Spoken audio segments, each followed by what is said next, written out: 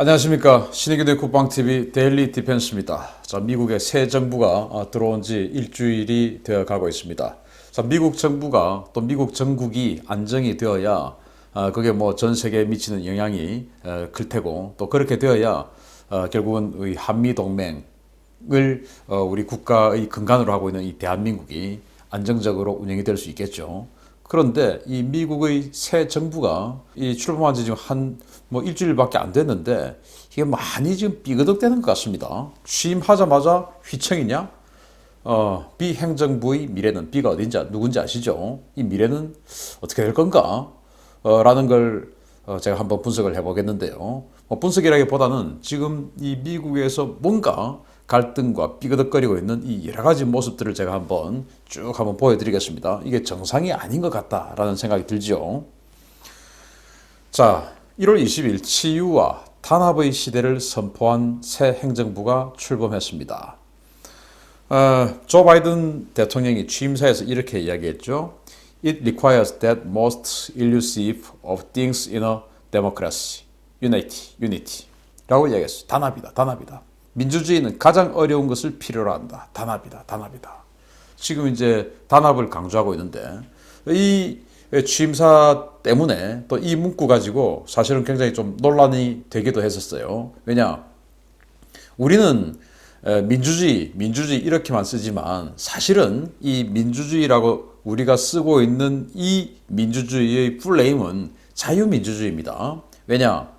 지금 뭐 북한이나 중국이나 이런 나라도 민주주의란 말을 쓰고 있기 때문에 그것과 확실하게 구분을 해서 자유민주주의라고 이야기를 합니다. 그들은 사회민주주의라고 우리가 따로 분류를 할 수 있겠죠. 예를 들어서 우리 대한민국의 어떤 대통령은 절대 자유민주주의라고 이야기를 하지 않죠. 자유자를 쓰지 않습니다. 그냥 민주주의라고 합니다. 그러면은 거기에서 갈아치고 그분이 이야기하는 민주주의는 사회민주주의인가? 이런 생각을 우리가 이제 하기도 하는데, 어쨌든 민주주의는, 자유민주주의는 개인의 다양성을 근간으로 합니다. 여기저기서 아주 다양한 의견이 나오고 다양한 행동이 나오고, 그렇지만 법의 테두리 내에서 법 밖으로 나가면 처벌하고, 이것도 법치주의 아닙니까? 자, 이렇게 하는데 단합이다. 이거는 전체주의죠. 다르게 말하면 사회민주주의적인 생각을 바탕을 깔고 있는 게 아니냐라고 논란이 되었었는데, 어쨌든 이때 연설을 할 때 뭐 치유, 화해, 재건 이런 이야기들을 아주 많이 했어요. 자, 그런데 정말로 치유, 화해, 재건, 단합이 되고 있느냐? 좀 그게 아닌 것 같아요. 뭔가 잘못됐죠. 첫 번째, 이 바이든의 핵심 정책에 반기를 들고 있는 초당파 정치인 그룹입니다. 초당파라고 하는 것은 민주당이냐 공화당이냐 그거 따지지 않고 그냥 이 안에 대해서는 우리 뜻을 모으자라고 하는 그 초당파 모임인데, 이 바이든 행정부가 그 취임하자마자 이렇게 이야기합니다. 코로나 사태로 지금 뭐 전 국민이 힘드니까 전 국민에게 전부 추경을 해서 1인당 $2,000를 지급하겠다. 이제 트럼프 때 그 1인당 $600, 이건 이제 의회하고 합의를 해가지고 1인당 $600를 지급하기로 했어요. 그런데 바이든이 들어와서 이거 $600 적다. 그냥 1인당 $2,000를 주자. 우리 돈으로 220만 원. 우리가 작년에 선거를 할 때 모 인사가 어느 지역구에 가서 선거 유세 도와줄 때 그냥 뭐 즉흥적으로 한 이야기인지 알 수는 없지만, 어쨌든 누구 후보 당선시켜주면 가구당 100만 원 드릴게요. 이렇게 이야기했지 않습니까? 그래서 이제 그 말 지키라고 뭐 난리가 나서 결국은 4인 가족 기준 최대 100만 원을 지급하기도 했었죠. 그런데 여기는 만약에 4인 가족이라고 하면은 우리보다 11배를 더 많이 주는 겁니다. 어마어마하죠. 그래서 안 그래도 지금 미국은 적자 재정인데 이 돈을 어떻게 할 거냐라고 해서, 자, 에포크타임즈가 1월 25일 날 보도를 하는데요.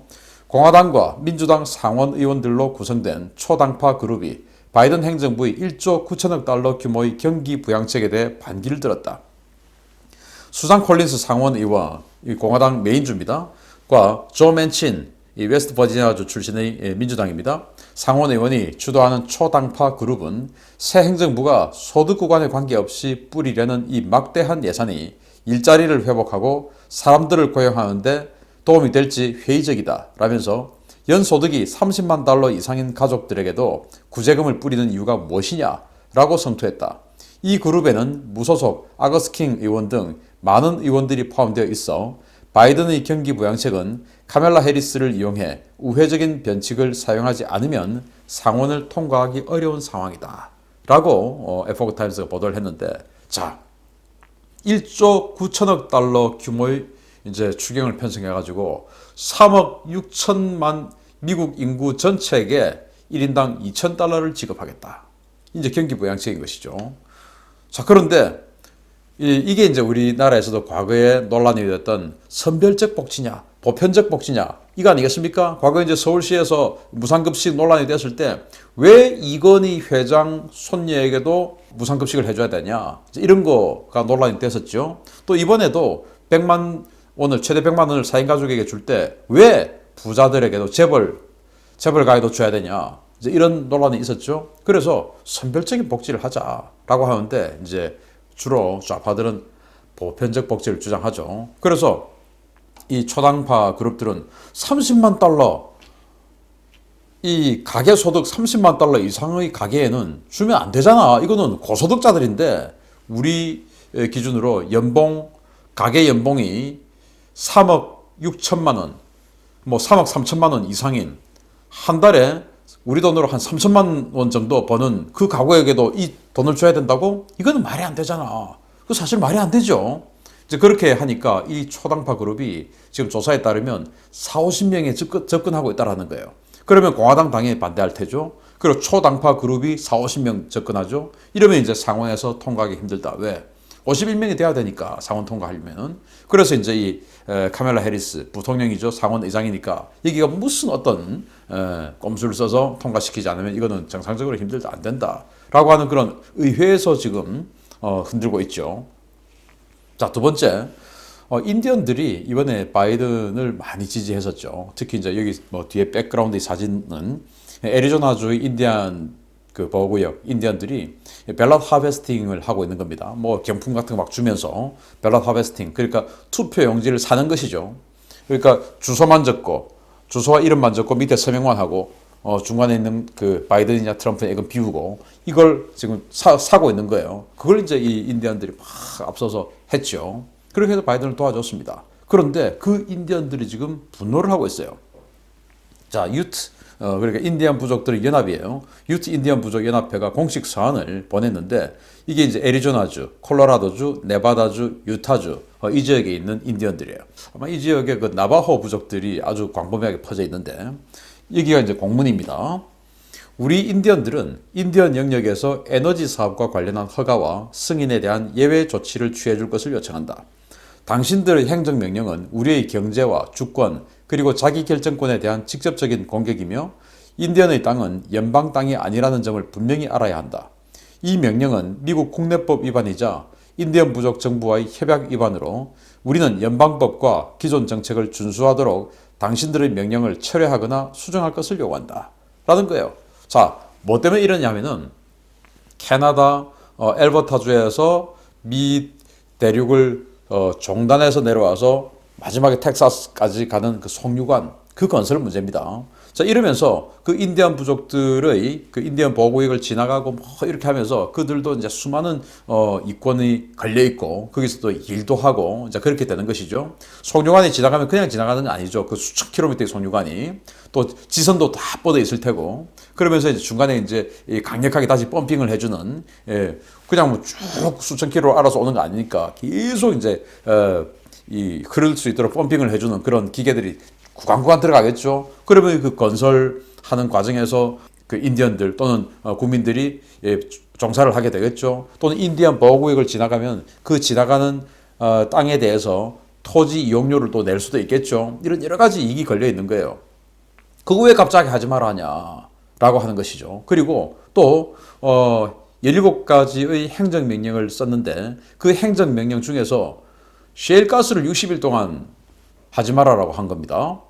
셰일가스, 셰일 오일. 이 셰일 혁명을 통해서 미국이 중동으로부터 에너지 독립을 완전히 이루어냈지 않습니까? 그런데 셰일 오일 60일 동안 하지 마. 라고 하니까 그 셰일 가스와 셰일 오일에 종사하는 산업원들이 얼마나 많습니까? 그들이 가만히 있겠습니까? 이런 식으로 이제 분노를 하는 거예요. 특히 인디언들은 도와줬는데 이게 무슨 짓이냐? 라고 해서 분노를 하고 있어요. 노조들이 또 분노합니다. 우리나라도 뭐 노조들이 당선시켜줬는데 왜 우리에게 지분 안 주냐 이렇게 해서 뭐 했다라고 하는 그런 설도 있는데, 자, 여기도 노조들이 분노합니다. 북미 노동자 국제연합이 성명서를 발표했어요. 취임 첫날 양질의 일자리를 대안 없이 죽이는 것은 당신이 말한 더 나은 재건이 아니다. 17개의 행정명령을 발동하는데 여기 아까 말씀드린 이 북미 종단 파이프라인, 송유관 파이프라인 뿐만 아니고 여러 가지 그런 행정명령을 하는 동안에 이 보수 매체의 분석에 의하면 42,000개의 일자리가 날아갔다고 해요. 그러면은 42,000개의 일자리가 날아가면은 최소 42,000명은 완전히 그냥 열받죠. 그러면 거기에 딸린 식구들도 또 있죠. 가족들. 그러면은 최소 수십만 명의 아주 분노하는 사람들이 생기게 됩니다. 자, 그랬더니 이제 결국 노조가 첫날 무슨 짓이냐라고 성명서를 발표합니다. 대통령 취임 첫날 키스톤 XL 파이프라인 허가를 취소하기로 결정한 것은 중산층 가정을 부양하는 일자리의 양질의 일자리를 잃게 만드는 수천 노조원들에 대한 모욕이자 실망스러운 결정이다. 한 줌도 안 되는 극단적인 환경주의자들의 요구를 들어 이 프로젝트를 중단하면 1,000개의 우리 일자리가 즉각 사라지고 곧이어 10,000개의 일자리가 더 사라질 것이다. 새 행정부가 낡은 인식이 아니라 오늘날의 팩트를 기반으로 결정을 내릴 것을 요구한다. 바라건대 새 행정부는 노조 노동자들이 실업에 내몰리도록 강요하는 극단적 환경주의자들이 우리나라의 에너지 의제를 통제하는 것을 용납해서는 안 된다. 우리 500만 노조원들은 미국을 건설하는 것을 자랑스럽게 생각하는 건설 강국 산업 최전선에 있다. 이건 뭐 어느 나라하고 똑같네요. 극단적인 환경주의자, 한 줌도 안 되는 때문에 정말 우리 대한민국 산업을 이렇게 일으키는데 결정적인, 그리고 우리 전기요금의 안정화에 결정적인 영향을 미치고 기여를 했던 원자력 산업을 그냥 내려 앉혀버렸죠. 그걸 또 정부에서 조작질까지 해가면서 마찬가지입니다. 이것도 한 줌도 안 되는 환경론자 때문에 그 에너지 파이프라인이 내려갈 때 야생동물이 이동하지 못한다. 그런 주장에 따라서 지금 일자리를 이렇게 없애고 있다.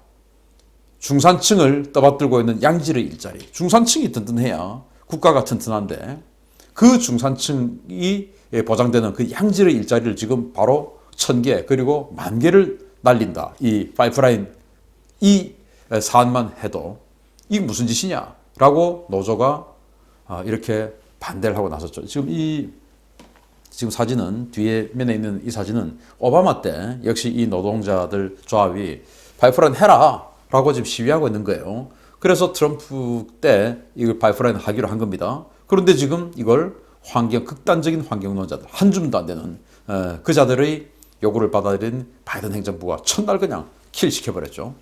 이러니까 이제 분노를 하는 겁니다. 노조들도 이제 열받은 거예요. 자, 이 이름 그대로 다 이야기하면 그 제재받기 때문에 이야기는 안 하겠습니다만 극좌 폭력 단체들이죠. 시애틀, 포틀랜드를 해방구로 만든 그들이죠. 세크라멘토. 여기에서 민주당사를 점거하고 여기다가 바이든에 대해서 F자 욕을 하고 있습니다. F자 욕을. 여기 밑에 바이든이에요. 이런 식으로. 그들이. 너가 대통령이 되는데 제일 큰 노력을 했는데 왜 우리에게는 아무런 지분이 없냐. 라고 해서 지금 욕을 하고 있는 겁니다. F자 욕을. 자, 그러면서 또 수정헌법 2조를 건드려 이거 용서 못한다. 라고 해서 이 총기 관련해서 또 이제 바로 스타트를 걸었죠. 바이든이. 그래서 이 총기 관련해서 얼마나 황당한 지금 이 조치를 내렸느냐. 그래서 총기 가지고 있는 사람들이 분노를 합니다. 뭐냐. 게이트웨이 펀딧하고 전미 총기 협회의 입장 자료 이런 것들을 제가 종합해서 텍스트를 만들었는데요. 새 행정부가 국가총기법 개정을 통해 총기 보유자들에 대한 대대적인 제재에 들어갈 준비를 했다. 행정부가 마련한 법안에는 신규 총기 구입을 위해서는 얼굴이 나와 있는 사진, 지문이 포함된 복잡한 13페이지 분량의 신청서와 증빙 서류를 준비해야 하며 신규 구입은 물론 기존에 보유한 등록된 모든 총기는 한정당 연간 $200의 보유세를 납부하도록 규정한다. 모든 반자동 소총 보유자, 대용량 탄창 보유자는 총기 유상 회수 프로그램에 참여해 이를 포기하거나 추가 세금을 내야 하며 이 법을 위반할 경우에 최고징역 10년, 벌금 $10,000 유죄로 처벌한다. 전미 사격 스포츠 재단에 따르면 2020년 한 해에만 840만 명이 신규로 총기를 구입했으며 민간 보유 총기의 숫자가 2억 7천만 장이 넘어 시행될 경우에 수정헌법 제2조 위반 시비와 더불어 강력한 저항이 있을 것으로 전망한다. 자, 놀랍습니다.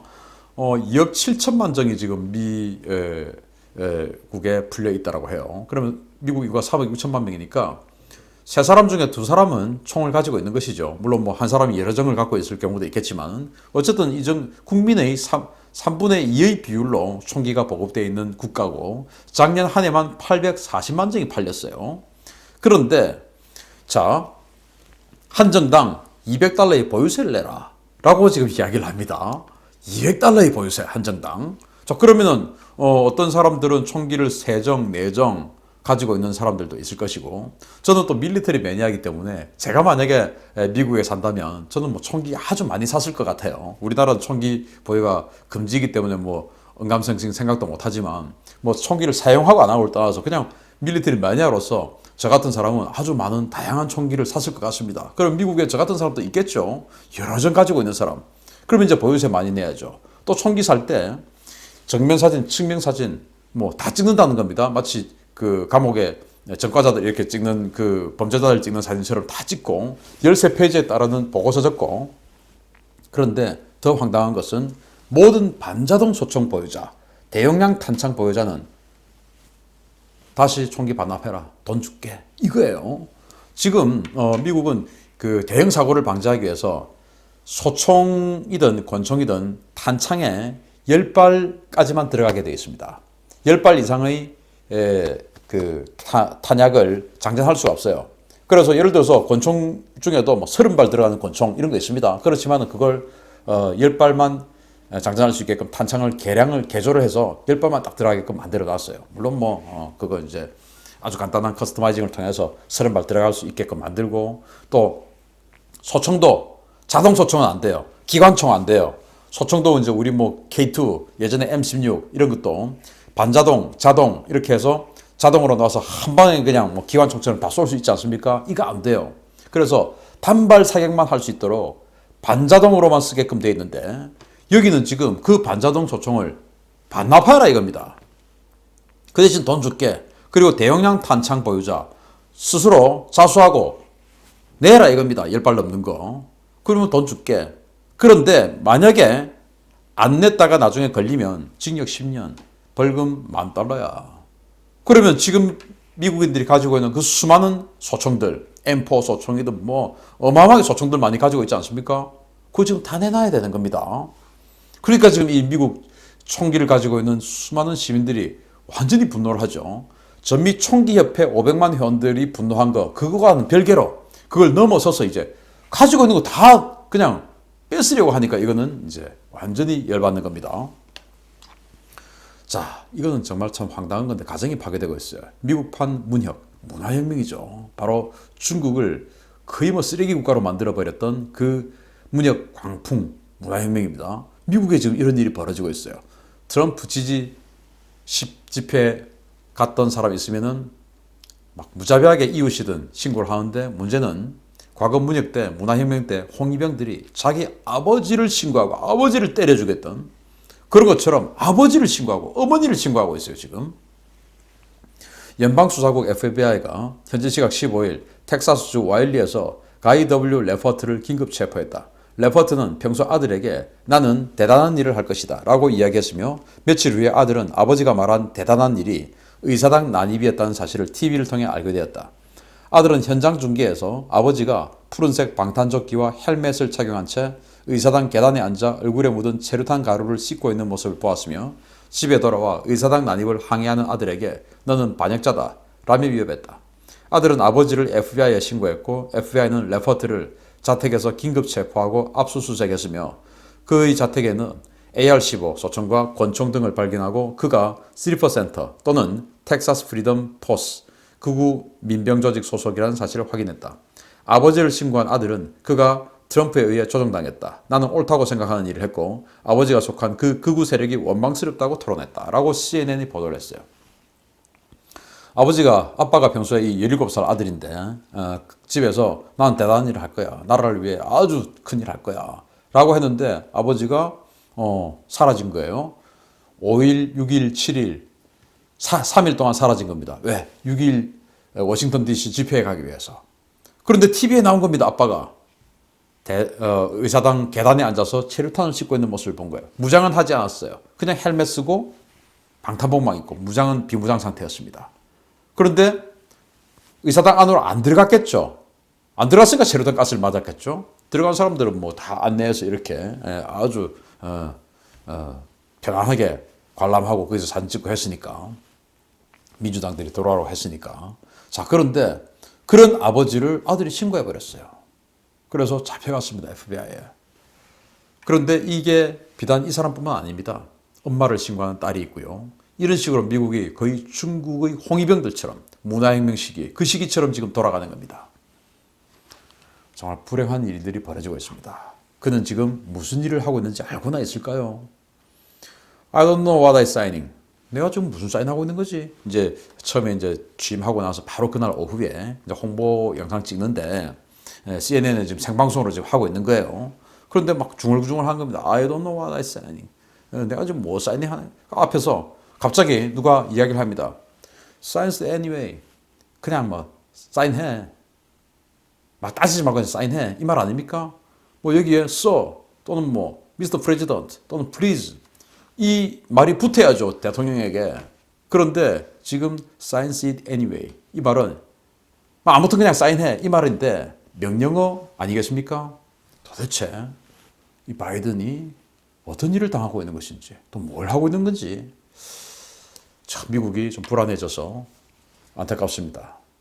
미국 국민들 잘 됐으면 좋겠습니다. 정신 바짝 차려야 됩니다. 마치겠습니다. 감사합니다.